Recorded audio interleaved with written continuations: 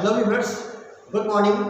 Myself Krishna Pandey from Aspiring College, Narpat Khela Para, Lucknow. Today I will explain about the comprehension passage, how you can do that. After all, I have explained lesson before it, but now today I will explain about the comprehension passage which you can see on the whiteboard. Just listen here, comprehensions. Okay, as the notification is mentioned here, read the following passage and answer the question that follow. Means paragraph को पढ़िए और दिए गए question के answer को बताइए. Mostly होता क्या है कि अब चूंकि चेंजिंग हुई है, 10th क्लास के बोर्ड परीक्षा को चेंज कर दिया गया है. Only 2 question will come up. केवल 2 ही क्वेश्चन आएंगे, जिसमें मोस्टली एक क्वेश्चन ऐसा होता है लेसन का नाम और राइटर नाम पूछा जाता है. बहुत ही ईजी होता है. अगर क्वेश्चन आता है पहली बार तो आप देखिए पैराग्राफ क्या है.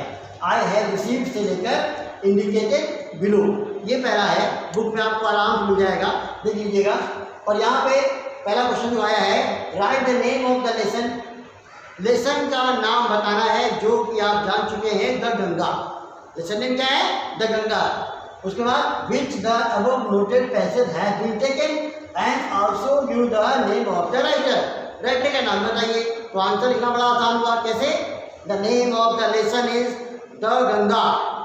That should be in vertical commas and the author और writer of this lesson is Mr Pandit Jawaharlal Nehru, which has passed away, so you can write late Pandit Jawaharlal Nehru also.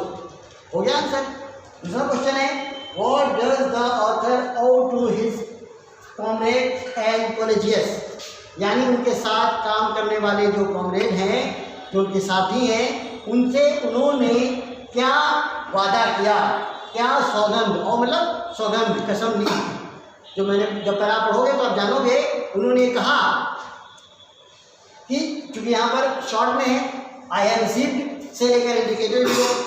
इसके आगे लाइन आप लेसन से पढ़ेंगे तो उसमें आपको पढ़ने में आएगा कि उन्होंने कहा है कि मुझे जो भारतीय लोगों से प्यार और लगाव मिला, उसका एक टुकड़ा भी हमने वापस नहीं कर सकते. ये उनका एक औ है, सौगंध है, ये शपथ है. इसी बात को आप आपसे कट कर सकते हैं. द ऑथर और, यहाँ पर ओ है, आपसे और कर दीजिए. द ऑथर और to his comrades and colleagues that he will not be back to the systematically merciful act which has given by the Indian people, that he will not return it, even a fraction is he will not back. तो आप देख लीजिए, समझ गए होंगे आप कि वो कहते हैं कि उनके द्वारा दिया गया जो बहुत सारा प्यार, जो बहुत सारा लगाव, उसका वो एक हिस्सा भी वापस नहीं कर सकते हैं. ये इसका आंसर हो गया. इसके बाद अगला जो पहला होगा वो आप आगे देखेंगे, जो नंबर बी करके आएगा. हालांकि इसमें देखिए आप कुछ क्वेश्चन और भी है इसमें, 3, 4, 5 करके 2 क्वेश्चन मैंने आपको एक्सप्लेन किए हैं. थर्ड क्वेश्चन यहाँ है, what is the desire of the writer after his death. आप देखेंगे कि राइटर की डिजायर मतलब इच्छा, जो लेखक हैं उनकी इच्छा क्या है आफ्टर हिज डेथ, उनके मर जाने के बाद. जब पाठ आपने पढ़ा था उस वक्त मैंने आपको बताया था कि पंडित जवाहरलाल नेहरू की ये इच्छा थी कि जब उनकी मृत्यु हो तो उनकी मृत्यु की जो डेड बॉडी है उसे टोटली जला दिया जाए, क्रिमिनेट कर दिया जाए, और जलाने के बाद एक मुट्ठी राख गंगा जी में, वो भी इलाहाबाद में प्रवाहित कर दी जाए. बाकी जो मैक्सिमम पार्ट जो बचे उसे हवाई जहाज़ द्वारा भारतीय खेतों में बिखेर दिया जाए, जहाँ पर भारतीय किसान वर्क करता है, काम करता है. और शायद उनकी मंशा ये रही होगी कि जब वो राख भारतीय खेतों में बिखेर दी जाएगी तो वह कंप्लीटली उस मिट्टी में मिक्स हो जाएगी हमेशा हमेशा के लिए. शायद ये उनकी इच्छा नहीं होगी.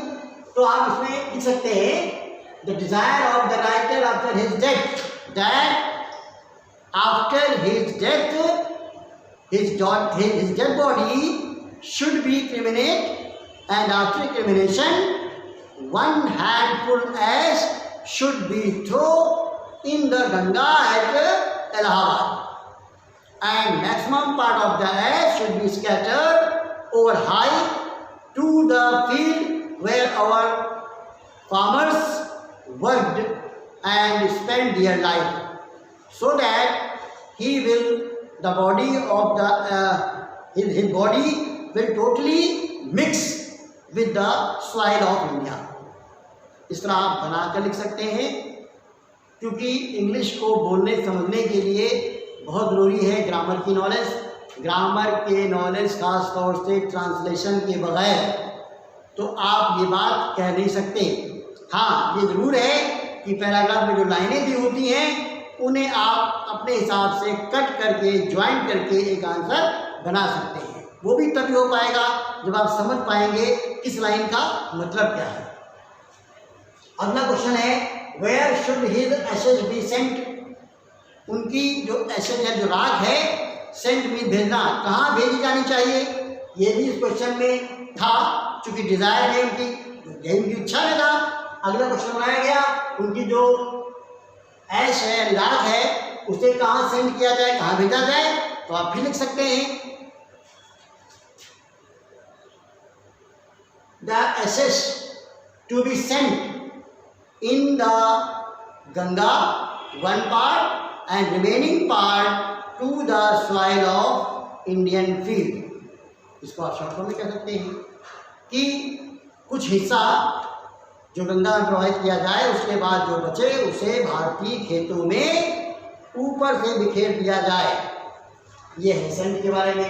फिर आता है point out those words used in the passage which have the following meaning. मतलब पैसेज में जो वर्ड्स आए हैं उन वर्ड्स में इस वर्ड की मीनिंग के लिए कौन सा वर्ड यूज किया गया है। इसके लिए जब आप पैराग्राफ खोलेंगे तो आपको मिलेगा, आप देखेंगे पैराग्राफ में, पहले पैराग्राफ खोल लीजिए, आई हैव रिसीव्ड, उसके लिए एक जो वर्ड आता है काउंटलेस, अर्थात बिना गिनती के, जिसे आप गिन ना सकें, तो इसके लिए अबेंडेंट मेजर वर्ड आपको मिलेगा, जो बोल्ड भी लिखा हुआ है उसे आप देख के समझ सकते हैं, क्योंकि अबेंडेंट मेजर का मतलब होता है प्रचुर मात्रा में, कॉपियस या एम्पल जो बहुत मात्रा में है जिसे गिनना संभव नहीं है। इसलिए इस वर्ड की मीनिंग के लिए आप लिखेंगे अबेंडेंट मेजर। दूसरा वर्ड आपका जो है वो है put to fire, burn into fire, यानी आग में रख देना, आग में जला देना। इसके लिए भी आपने देखा, समझा कि एक वर्ड आता है क्रिमिनेशन। क्रिमिनेशन वर्ड जो है उसकी मीनिंग है पुट टू फायर, आग में रख देना। भाई जब कोई चीज़ आग में रख दोगे आप तो जल जाएगी, और जलने का मतलब है क्रिमिनेट होगी, ठीक है। या कॉमा दिया बर्न इनटू फायर, आग में जला देना, तो इसकी मीनिंग वही है क्रिमिनेशन, ठीक। इस तरह हमने देखा एक पैराग्राफ जो ए से था वो आपका पूरा होगा। ठीक इसी प्रकार अन्य पैसेज दिए गए हैं। अब सारे तो नहीं आएंगे, लेकिन बोर्ड में कौन सा आएगा ये कोई नहीं जानता, इसलिए आपको तैयार तो सारे करने हैं।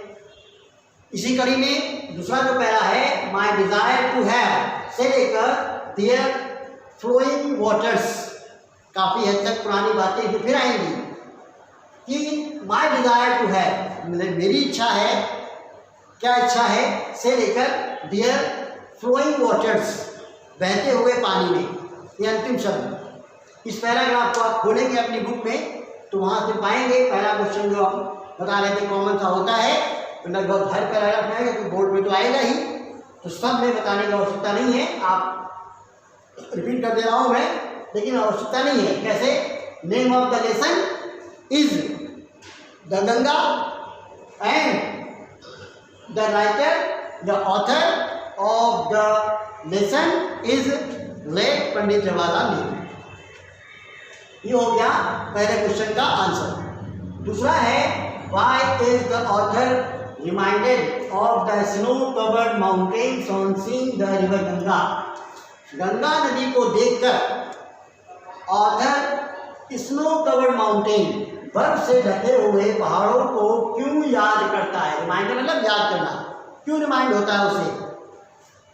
सभी जानते हैं, जो थोड़ा भी ज्योग्राफी पढ़ते हैं, समझते हैं भूगोल के बारे में, तो जानते हैं जो भी नदियां हैं वो किसी न किसी पहाड़ से ही निकलती हैं। पहाड़ से क्यों निकलती हैं? क्योंकि वो पहाड़ जो स्नो कवर्ड है, जो बर्फ से ढके हुए हैं, यानी वहाँ बर्फ ही बर्फ है, तो बर्फ ही जब पिघलती है तो नदियाँ का पानी उन्हें मिलता है, जो बहकर मैदानी भागों से होता हुआ समुद्र तक पहुँचता है। जो मैदानी भाग जहाँ बह रहे हैं उसमें होते हुए जब नदी बहती है तो कह रहे पानी आ रहा है। कहाँ से आ रहा है? वो पहाड़ों से आता है। इसलिए शायद जवाहरलाल नेहरू जी ने भी उसी स्नो कवर्ड माउंटेन को याद किया, क्योंकि गंगा का उद्गम भी किसी न किसी पहाड़ यानी हिमालय से है। हिमालय एक पहाड़ है, जिसे आप शायद जानते हैं। तो आप ये लिख सकते हैं, author reminded of the snow covered mountains on seeing the Ganga because the originate place of Ganga is situated at the edge of Himalaya, which is already snow-covered mountain. ये या फिर आप पैराग्राफ में जाएं और वहाँ जो राइटर ने लिखा है मटेरियल, उसके अकॉर्डिंग उसका आंसर आप तय करें। जैसे कि my desire to have a handful, अब मैं इस पैराग्राफ को बुक से पढ़ता हूँ। My desire to have a handful of my ashes thrown in the Ganga at Allahabad has no religious significance. So far as I am concerned, I have no religious sentiment in the matter. I have been attached to Ganga and the Jamuna river in Allahabad. इसका जो last word है second para का, वो है flowing waters.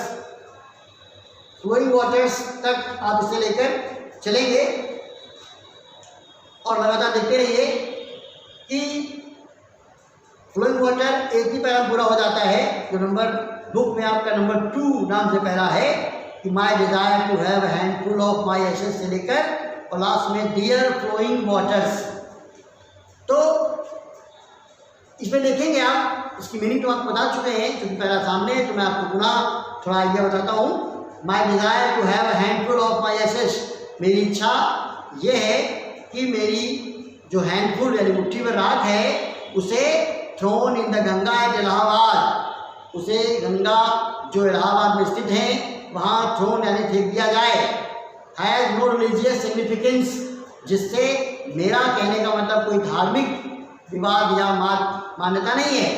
So far as I am concerned, सिर्फ इसलिए क्योंकि मैं उससे कंसर्न रहा हूँ, संबंधित रहा हूँ। I have no religious sentiment in the matter, इस मामले में मैं कोई धार्मिक सेंटिमेंट नहीं करना चाहता, कोई भावना नहीं पैदा करना चाहता। I have been attached to the Ganga and Jamuna river from Allahabad ever since my childhood, मैं अपने बचपन से ही इलाहाबाद में स्थित गंगा और जमुना से अटैच रहा हूँ, जुड़ा रहा हूँ। And as I have grown older, और जो जो मैं थोड़ा बड़ा होता गया, this attachment has also grown, उसी के साथ साथ जो ये अटैचमेंट है वो भी बढ़ता गया। I have watched their varying moves as the season changed, मैंने गंगा के विभिन्न रूपों को देखा है, जो जो सीजन चेंज होते हैं गंगा का आकार, शेप एंड साइज बदलता रहता है।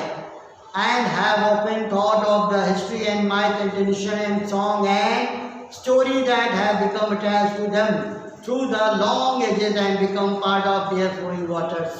तो गंगा जो है आज से नहीं है, जब से पृथ्वी है।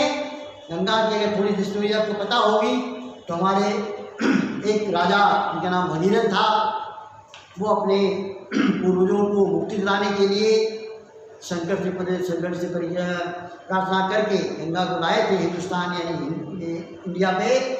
और शायद गंगा का उद्गम तभी से है और तब से लगातार गंगा बहती रहती है। ये अलग बात है कि गंगा जब मौसम आता है हॉट सीजन, गर्मी का मौसम आता है तो नैरो पतली सी नाली के आकार में नज़र आती हैं, और वहीं जब मौसम आता है मानसून का, बरसात का, तो मुझे लगता है मानो सब कुछ संभा ले जाएंगी, ऐसा लगता है। तो ये है डिफरेंट मूड्स ऑफ गंगा, जिसका जिक्र राइटर ने इस पैराग्राफ में किया है। अब इसमें क्वेश्चन वाली बारी आएगी, तो आप देखेंगे पहला मैं बता दिया आपको, दूसरा क्या है, बाय द ऑथर रिमाइंडर, ये आपने आपको बताया कि snow covered mountains on seeing the river Ganga. Snow covered क्योंकि आप भी लिख सकते हैं the Himalaya which is snow covered have the thought of the history and myth and traditions and song and story that become the attached to them, यानी कि बहुत सारे जो ट्रेडिशंस हैं, जो परंपराएं हैं, जो गंगा की पौराणिक कथाएं हैं, उनका संबंध लगातार बना रहा है, इसलिए उसे वो रिमाइंड करना चाहते हैं, याद करना चाहते हैं। फिर आप देखेंगे थर्ड क्वेश्चन में whose varying moods etc has the author referred to in the first paragraph of the passage, यानी कि पैराग्राफ में जो वैरिंग मूड्स नाम का जो वर्ड आया है, ये वैरिंग मूड, इसे आप फर्स्ट पैरा में पाएंगे, क्योंकि मैंने आपको बातों बातों बताया भी कि गंगा के विभिन्न रूप रहे हैं, वो सीजन बदलने के साथ साथ उन्हीं का जिक्र इसमें किया गया है। तो आप इसको ओन आइडियाज़ के अकॉर्डिंग लिख सकते हैं। इसमें आप कह सकते हैं कि Ganga showed different moods according to the condition of the season. When the hot, the Ganga looks like a narrow stream, एक पतली धारा के रूप में नजर आती है। And second, when the season is referred as monsoon, then it shows that everything can flow with it. जब वो मानसून का मौसम होता है, बरसात का मौसम होता है, तो लगता है गंगा अपने साथ सब कुछ बहा ले जाएंगे। सिर्फ गंगा ही नहीं, अगर आपने किसी भी नदी का जिक्र देखा होगा मानसून के मौसम में, चाहे वो घाघरा हो, ब्रह्मपुत्र हो, महानदी हो, अन्य नदियाँ भी हमारे हिंदुस्तान में बहती हैं, उनका भी रूप विकराल हो जाता है। और कई बार न्यूज़ में सुना होगा आपने, घाघरा के तट पे बसे हुए कई गांव कटकर धार में बह गए। तो ये तो हर साल जब भी बरसात का महीना आता है, मानसून का महीना आता है, तो ये होता है। उसके बाद अगला है, how can it be said that the river Ganga represents India's culture and civilisation, यानी कि आप ये कैसे कह सकते हैं कि गंगा नदी जो है वो भारत के कल्चर और सिविलाइजेशन, संस्कृति और सभ्यता को कैसे रिप्रेजेंट करती हैं, दर्शाती कैसे हैं। दर्शाती कैसे, आप गंगा किनारे जाइए, किसी भी घाट पे जाइए, आप देखेंगे कि वहाँ जितने भी हिंदूज हैं वो कितनी भी कल्चर से रिलेटेड हों, किसी भी सिविलाइजेशन के हों, वहाँ सब एक ही तरीके से गंगा का स्नान करते हैं और ये धारणा रखते हैं गंगा में स्नान करने के बाद मैं पाप मुक्त हो जाऊंगा। शायद यही धारणा लेकर हर गंगा स्नान करता वहाँ पहुँचता है, और वो उस वक्त किसी भी ट्रेडिशन का हो, किसी भी सिविलाइजेशन का हो, कल्चर का हो, एक भाव से नहाता है, स्नान करता है। तो आप लिख सकते हैं, it can be said that the river Ganga represent India culture and civilization because the people who use the Ganga water as the bathing, they trust that they can free from every sign which has done by them. ये own language बनाया जा सकता है, तो आप कर सकते हैं, और हमारे वीडियो द्वारा इसको आप जब जब जहाँ चाहें ब्रेक करके सुन सकते हैं, तो कोई दिक्कत वाली बात नहीं है। Find out the word from the passage which have the following meaning. इनमें जो पैसेज के आए हैं वर्ड्स, चेंजिंग है, लार्ज है, तो चेंजिंग के लिए कौन सा वर्ड यूज किया गया? इसमें गंगा को चेंज करना, ये जो लार्ज है इसके लिए एक बड़ा सा वर्ड ले लीजिए जो भी आपको सुटेबल लगे। इसमें ले सकते हैं आप